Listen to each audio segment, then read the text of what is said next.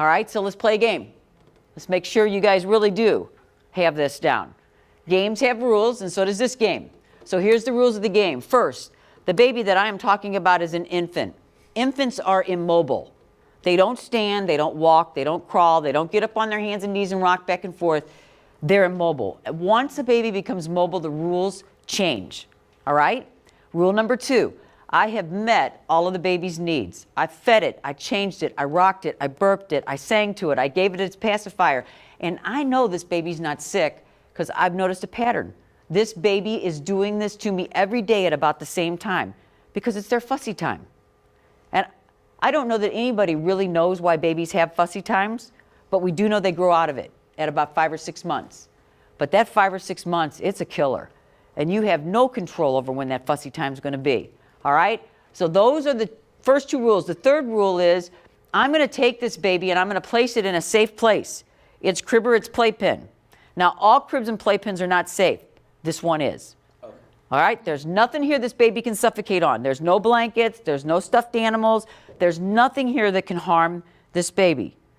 So I've got this baby that's immobile. I've met all of its needs. I am at the end of my rope. And I'm going to take this baby now and put it in a safe place. And I want to know, I'm going to leave the room. I'm going to close the door. That baby's crying and screaming. And I want to know right there, did I cross the line? Is that neglect? No. No. Yes. Okay. There's no right or wrong answer. Don't hesitate. Trick question. Okay? It's a trick question. You think I'm going to trick you up? All right, second round, same situation. This is an infant. I've met all of its needs. I'm putting it in a safe place. This time I'm going to leave the room. I'm going to close the door and I'm going to sit down and put my earbuds in. Have I crossed the line yet? Is that neglect? No. Yes. Yes. Yes. All right. Third time. This is an infant. I've met all of its needs. I'm putting it in a safe place. It's crying and screaming. I'm going to leave the room. I'm going to close the door and I'm going to continue on and go outside. Have I crossed the line yet? Yes. Now, did you hear the difference in your answer from the first to the last? Yeah. So my question for you is, step outside or shake this baby? Step outside. But you just told me I couldn't do that. It was a different set. Same set of circumstances. It's an infant. I've met all of its needs. It's crying and screaming. That's what I want you to understand. That's the difference in learning stuff in a classroom and practically applying it.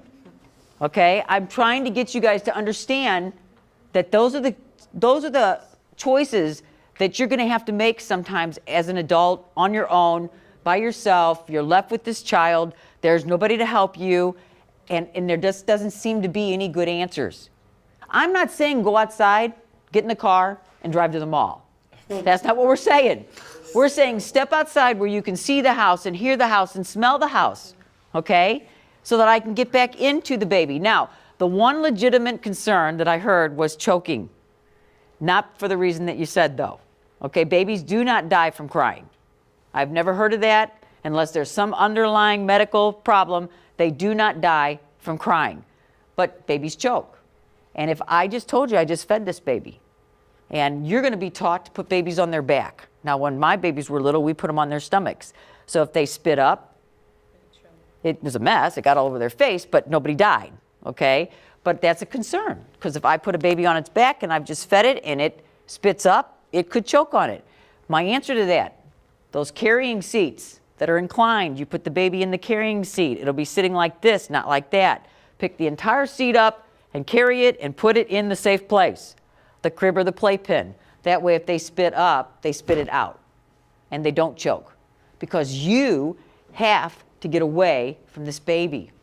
Think about all the things that you do to irritate your parents. Okay? Think about when the last bell rings today and you're making plans with your friends and you just have to stop in and ask your parents if you can do it. And you walk in the room and you say, I want to go here. I want to do this. I want to buy that. This is something you really want. And your parent turns to you and says, no. What are you going to do? Why? I love that. Why? What else? What are you going to do? Right. I'm going to get Hey, are you going to ask again?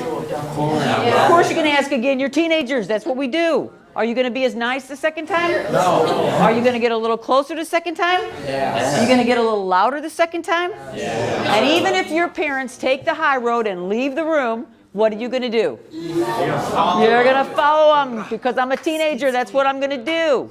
And what you are doing is just pushing and pushing and pushing.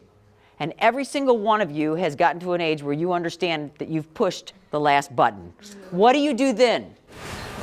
What do you do when you've pushed your parents' last button? You run. That's what I do. You run for cover, which is your bedroom, or stepping outside. You get away from them. The baby can't get away from you. That's what I want you to understand. So when you feel that level of frustration happening, boiling up in you, you have to get away from the baby. Babies do not die from crying. You might feel like you're going to die from listening to them crying, but they don't die from crying. So this is just like Paula said in the video. This is one form of abuse that can all but go away with just a little bit of education. Now you all know it is okay to step outside. Now, I don't know that I would always recommend it. If I live on the 7th floor of an apartment building, stepping outside probably isn't a wise decision. So you have to have some other game plans. The headphones are a great idea. Calling somebody for help is a great idea. But if your baby's fussy times, 3 o'clock in the morning, your mother's going to get tired of getting that call real quick. So you got to have another game plan.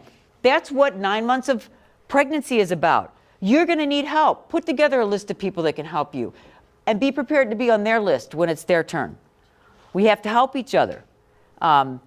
Even if somebody can't help you, call somebody and have a conversation and get your mind off of this crying, screaming baby. It's all about coping. Sometimes we can't wait to have this baby so I can start losing the weight. And I don't lose the weight because I'm eating, because I'm coping. That's okay. You can lose the weight later on. You can't harm this child. It was a student that said, put on the list. I never thought of this. She said, put on the list taking a warm shower or a warm bath. I thought, what a great idea. The running water would further muffle the sound of the crying, and warm water is soothing to us. Getting yourself calmed down is in and of itself part of the solution.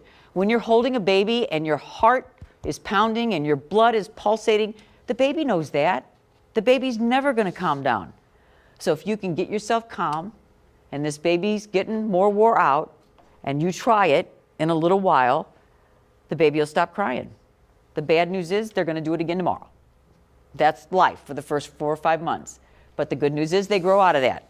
There's more bad news. They go into the next stage. That's why we get into the tantrums and the potty training, and that's what it means to become a parent. The game, I thought that was interesting because, like, what would you actually do in a situation like that? I probably would have kept on, like, going because I know my mom's told me stories and I cried a lot when I was younger.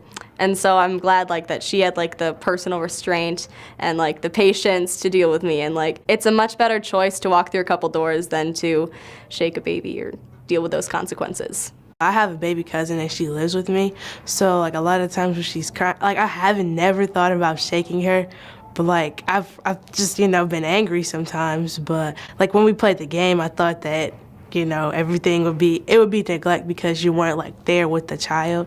But then when you said that it was like you left the house and you said it wasn't neglect, I don't know, it changed my perspective.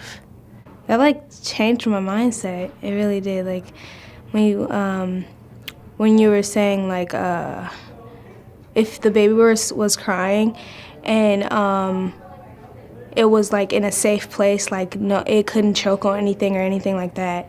And then when you said with that you would leave out the room, I'm like, okay, she's gonna like leave out the room and then like not pay attention to the baby. Like that's kind of scary. But then when you said like comparing to like having anger issues and shaking the baby rather than walk out, then I was like, oh, okay, now I kind of get it. You're first thinking about it in the case of this vulnerable child that can't do anything, but when you think about putting it in a safe place and that if you're in a position where you really think you're gonna harm a baby, it's better to just get out of the house in general because there's nothing worse than messing up a life of a child.